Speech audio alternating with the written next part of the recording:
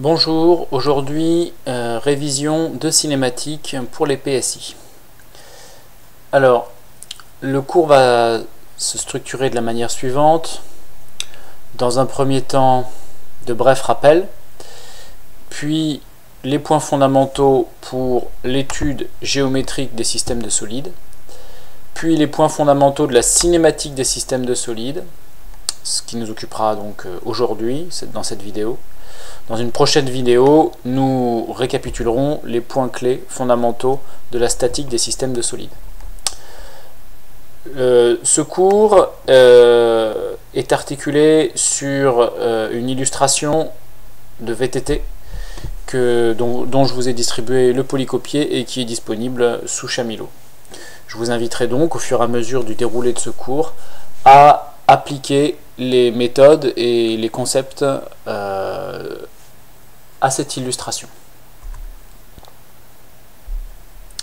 Alors, un bref rappel pour recontextualiser les études de cinématique.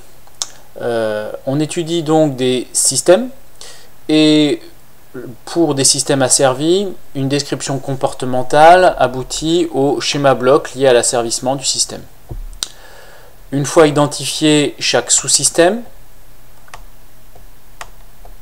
grâce aux outils d'étude système, diagramme IBD en particulier.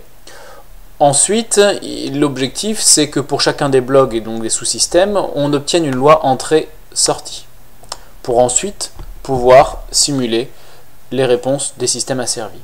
Pour modéliser chacun des sous-systèmes, eh bien, on va faire appel à des outils adaptés, par exemple de cinématique, de statique, de dynamique, d'électricité ou autres. Ici, on montre donc l'importance du cours qui vient, c'est-à-dire savoir caractériser des lois entrée-sortie dans le domaine de la cinématique des systèmes de solides. Ensuite, on pourra faire une vérification type asservissement, que le comportement satisfait le cahier des charges, grâce aux outils de l'automatique, système linéaire continu invariant, pour lesquels on a déjà mené des révisions, ou si le système s'y prête, plus que des asservissements, à des validations associés à des systèmes logiques.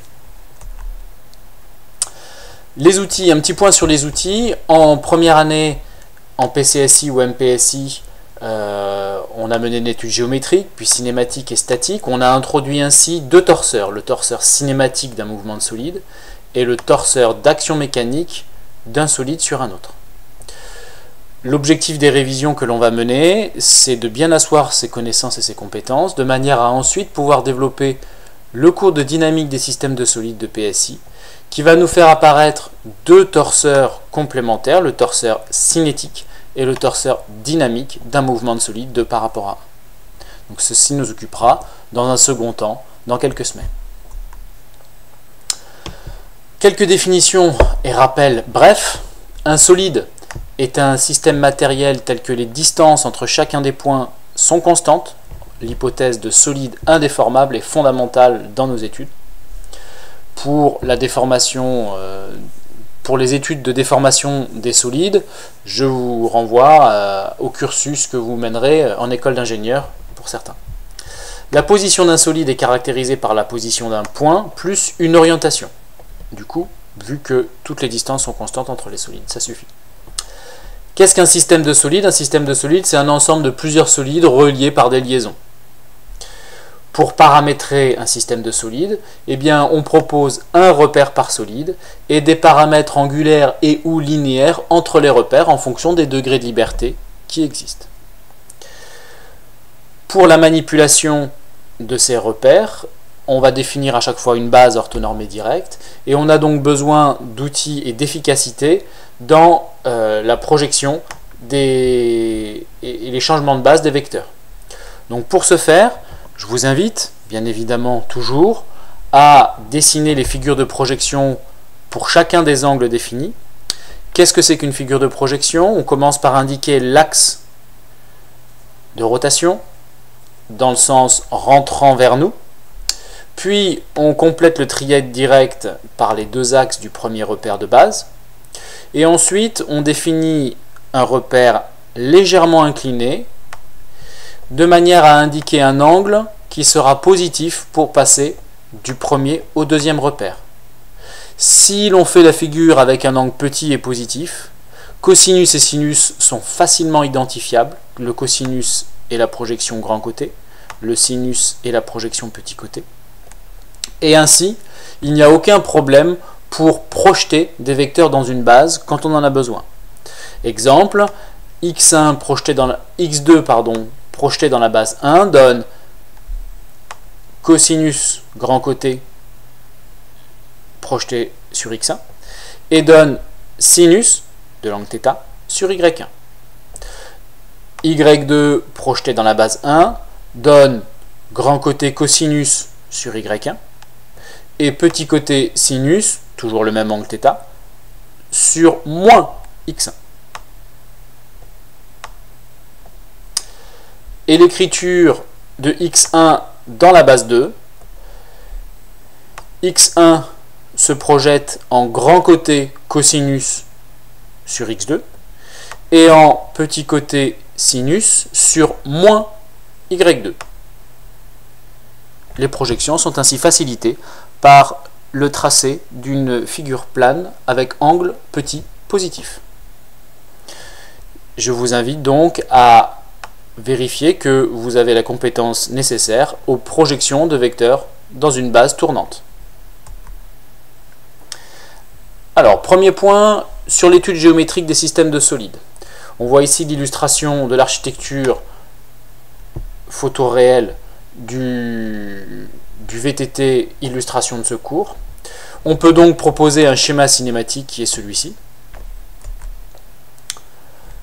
Je vous invite donc sur cette illustration à mener l'étape de paramétrage du système de solides et à dessiner les cadrans associés à chacun des paramètres angulaires introduits. Pour chacune des liaisons pivots, on va introduire un angle de rotation, donc il faudra à chaque fois une figure plane. Et dans la liaison pivot glissant, on va définir une longueur variable AC qui sera un paramètre linéaire. Nous corrigerons ceci en classe entière dans le prochain cours. Alors, quelques rappels. Un graphe de structure, c'est une vue épurée du mécanisme où l'on représente dans des cercles les solides, leur nom, leur numéro, et par des liens entre ces cercles, les liaisons normalisées, comme on le reverra un peu plus tard. Une fermeture, c'est une équation représentant les contraintes de bouclage dans le mécanisme. Une fermeture géométrique est donc une fermeture en vecteur position, c'est une équation vectorielle, donc il y a trois informations scalaires. Relation de fermeture géométrique, c'est une relation de Chasles. La fermeture angulaire, c'est la fermeture des angles dans un même plan, donc une fermeture géométrique mais projetée en angle. Illustration, dessiner le graphe des liaisons pour le système VTT avec le schéma cinématique proposé, de manière à vous assurer que vous savez tracer un graphe des liaisons. Troisième point, le dernier pour aujourd'hui, un point sur la cinématique des systèmes de solides. On rappelle ce que c'est qu'un torseur cinématique. Le torseur cinématique représente le champ des vitesses d'un solide par rapport à un référentiel. On note ainsi le torseur cinématique du mouvement du solide 2 par rapport à 1. Deux éléments de réduction pour un torseur, on se rappelle, la résultante et le moment. La résultante est indépendante du point et la résultante cinématique, c'est le vecteur taux de rotation, donc ici oméga de 1. Et le champ de moment cinématique, c'est le champ des vitesses.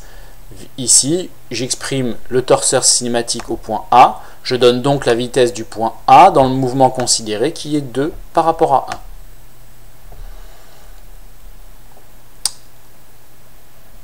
1. La définition de la vitesse d'un point d'un solide par rapport à un référentiel, c'est la dérivée du vecteur position prise par rapport au même référentiel.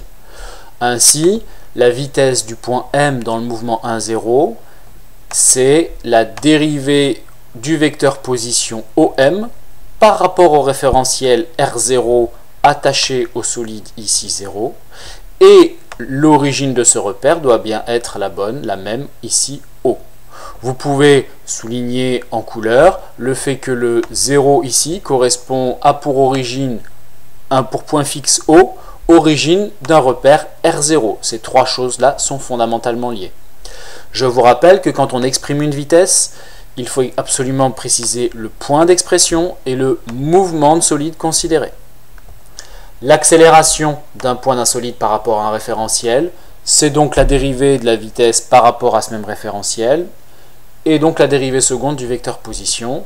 L'accélération du point M dans le mouvement 1,0 égale la dérivée du vecteur vitesse du point M dans le mouvement 1,0 par rapport au temps, prise dans le référentiel 0. Même chose, le mouvement et le point sont bien le même pour la vitesse et l'accélération, et on dérive toujours par rapport au référentiel relatif de base, ici R0, appartenant à 0. Enfin, on se rappelle, pour pouvoir mener des calculs, la dérivée d'un vecteur, le changement de base de dérivation d'un vecteur.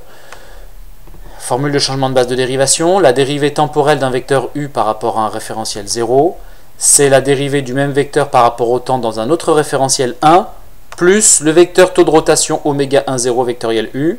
C'est ainsi que l'on a construit et défini le vecteur taux de rotation du mouvement de solide en première année. Souvenez-vous. La plupart du temps, bien évidemment, on appliquera cette relation de changement de base de dérivation à un vecteur fixe dans le deuxième repère d'expression, donc cette quantité-là sera nulle. Et donc, point fondamental qu'il faut se retenir, dériver un vecteur par rapport au temps, c'est faire un produit vectoriel.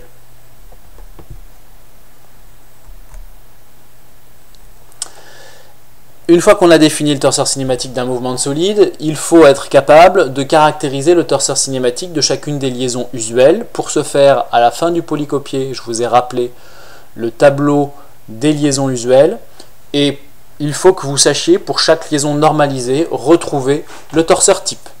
Dans ce tableau, que je ne détaillerai pas beaucoup plus aujourd'hui, vous avez dans la première colonne le nom de la liaison et la représentation 3D. Dans la deuxième colonne, les représentations 2D suivant les différents points de vue. Une troisième colonne qui correspond à la matérialisation par une vue CAO 3D de la géométrie des surfaces de contact. Et la quatrième colonne qui nous intéresse ici, l'expression type du torseur cinématique au point caractéristique. Donc pour une liaison glissière, 1 degré de liberté en translation, le torseur cinématique a 1 degré de liberté, la vitesse suivant x en n'importe quel point de l'espace. Pour une liaison pivot, 1 degré de liberté en rotation, liaison très fréquemment rencontrée. La géométrie du contact est un cylindre de révolution avec 2 arrêts axiaux. Il y a 1 degré de liberté en rotation autour d'un axe, ici noté AX.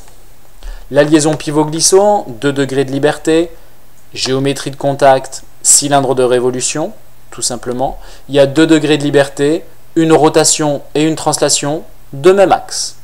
L'axe du cylindre, géométrie de contact. La liaison sphérique ou rotule, la géométrie de contact est une sphère ou portion de sphère. Il y a donc 3 degrés de liberté, 3 rotations. Donc le torseur cinématique admet 3 vitesses de rotation autour d'un point, un seul caractéristique pour avoir cette forme-là, c'est le centre de la sphère. La liaison sphère-cylindre, géométrie de contact, cercle ou portion de cercle, 4 degrés de liberté, les 3 de la liaison sphérique plus une translation en plus. L'expression du torseur cinématique est valable uniquement en A, centre de la sphère, puisque les 3 rotations tournent autour de ce point-là, plus la petite translation V suivant X, si X est l'axe du cercle. La liaison plane ou appui-plan, géométrie de contact, un plan ou morceau de plan. Il y a 3 degrés de liberté, une rotation suivant la normale au plan, ici appelée Z, et 2 translations suivant X et Y, les 2 axes complémentaires du plan. La liaison ponctuelle ou sphère-cylindre, géométrie de contact, un point, une sphère sur un plan, pardon, une sphère-plan ou ponctuelle. 5 degrés de liberté, 3 rotations correspondant aux 3 rotations associées à la sphère et 2 translations correspondant au plan de contact. Il y a donc un seul degré de liberté nul qui est la translation suivant la normale au contact. Il ne peut pas y avoir d'interpénétration des solides ou de décollement des contacts. La liaison hélicoïdale, il n'y a qu'un degré de liberté. Il faut le noter, ne pas l'oublier. 2 normalisations sont souvent utilisées. Rotation et translation suivant le même axe sont liées. La géométrie du contact est une hélice. L'axe associé à la rotation oméga et la translation V, c'est l'axe de cette hélice. Rotation et translation sont liées par le pas. V égale le pas sur 2π fois oméga. Enfin, pour terminer, 2 liaisons qu'on rencontre vraiment beaucoup moins souvent, la linéaire rectiligne ou cylindre plan, géométrie du contact, une ligne. Il y a donc 4 degrés de liberté, 2 sont interdits, le déplacement en Z lié au non décollement ou interpénétration du contact, et une rotation liée au fait qu'on a une ligne de contact. Donc ici, suivant l'axe noté X. Le point A est ici en n'importe quel point de la ligne de contact. La liaison sphérique à doigt, c'est une liaison sphérique avec une rotation interdite. Donc tout ceci, il faut savoir le retrouver, identifier le nombre de degrés de liberté et ne pas se tromper sur le point d'expression possible du torseur. Je vous rappelle que la plupart du temps, le paramétrage dans les sujets vous est donné, il s'agit juste de caractériser les liaisons à partir du paramétrage donné, donc en un point classique, pour des liaisons la plupart du temps glissières, pivot, pivot glissant, sphérique ou sphère-plan ponctuel, qui sont vraiment les plus courantes. Alors en cinématique des systèmes de solides, il y a 2 démarches possibles pour calculer des vitesses ou des accélérations. On part bien évidemment de la géométrie, donc de la position, du vecteur position. Soit utiliser les définitions des vitesses et des accélérations et donc raisonner par dérivation vectorielle. Soit utiliser les torseurs, donc le torseur cinématique plus composition de mouvement ou changement de point pour passer d'une vitesse à partir d'une position donnée. Et puis éventuellement la composition des accélérations pour calculer l'accélération. 2 grandes méthodes, mais parfois on mixe, on mélange un petit peu les 2 approches. Tout dépend des données, tout dépend de ce qui nous est demandé et dans quel ordre. La méthode générale pour résoudre un problème de statique, on peut l'énoncer de la manière suivante. Dans un premier temps, modéliser le système, la plupart du temps, le sujet vous le donne. Paramétrer le système de la même manière, la plupart du temps, le paramétrage est donné. Construire le graphe des liaisons, c'est fondamental et important pour réaliser l'analyse, même si ça ne vous est pas demandé, je vous invite à toujours le faire. Écriture des fermetures géométriques si on cherche une relation entrée-sortie géométrique. Puis poser les torseurs cinématiques de chacune des liaisons en présence à partir du paramétrage et à partir du graphe des liaisons qui ont donc besoin d'être précédemment donnés. Enfin, si nécessaire, si on cherche une relation cinématique, écrire les fermetures cinématiques, puis résoudre le problème. Pour ce faire, je vous invite sur l'exemple du VTT à dessiner le graphe des liaisons, normalement c'est déjà fait, puis exprimer la fermeture cinématique de la boucle 0, 3, 2, 1, exprimer la vitesse en D pour obtenir la loi θ.3 en fonction de θ.1. Je vous invite donc à faire ceci chez vous, de manière à ce que la prochaine séance de classe entière, on puisse rapidement corriger cela. Dernier point concernant la cinématique des systèmes de solides, on rappelle le glissement et la vitesse de glissement. Lorsque 2 solides 1 et 2 sont en contact ponctuel, noté ici I, définissant donc un plan de contact π associé à une normale n de ce plan, alors la vitesse de glissement des 2 solides, vu qu'ils restent solides, ne se décolle pas et ne s'interpénètre pas, la vitesse I de 2 par rapport à 1 est contenue dans le plan. La vitesse de glissement est donc celle-ci, celle qu'on appelle VI de 1. On l'appelle vitesse de glissement, c'est la vitesse relative entre les 2 solides, mouvement 2 par 1 ou 1 par rapport à 2, au point de contact I. La vitesse de glissement s'exprime au point de contact. Dans le cas d'hypothèse de roulement sans glissement, alors la vitesse de glissement est nulle, VI de 1 égale 0. Il y a roulement sans glissement. S'il n'y a pas de glissement, la vitesse relative au contact, au point de contact, au mouvement entre les deux solides est nulle. Les hypothèses parfois simplificatrices de problèmes plans, un problème de cinématique est plan si toutes les vitesses sont dans le plan et toutes les vitesses de rotation sont normales au plan. Autrement dit, bien souvent, comme c'est le cas, comme on le justifiera sur le VTT, la plupart du temps, quand on a quasiment que des liaisons pivots de même axe perpendiculaires à un plan, eh bien, le problème peut être considéré le plan. Ici, sur le VTT, c'est le cas. La seule liaison qui créerait un degré de liberté hors plan, c'est cette pivot glissant, du fait du côté pivot. Mais toutes les autres pivots autour étant de même axe perpendiculaire au plan, bloquent la possibilité de la rotation de cette pivot glissant. Elle se comporte donc comme une glissière, la rotation interne est nulle. Donc le problème peut être considéré plan. Enfin, quelques aspects graphiques, même s'ils sont de moins en moins utilisés. Il faut avoir en tête l'utilisation et la relation associée au champ de torseur d'équiprojectivité au sein d'un même solide, que je détaillerai dans le transparent bilan suivant.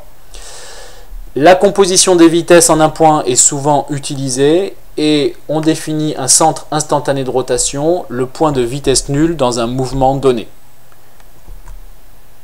On arrive ainsi au bilan des équations utiles en cinématique des systèmes de solides pour conclure cette vidéo.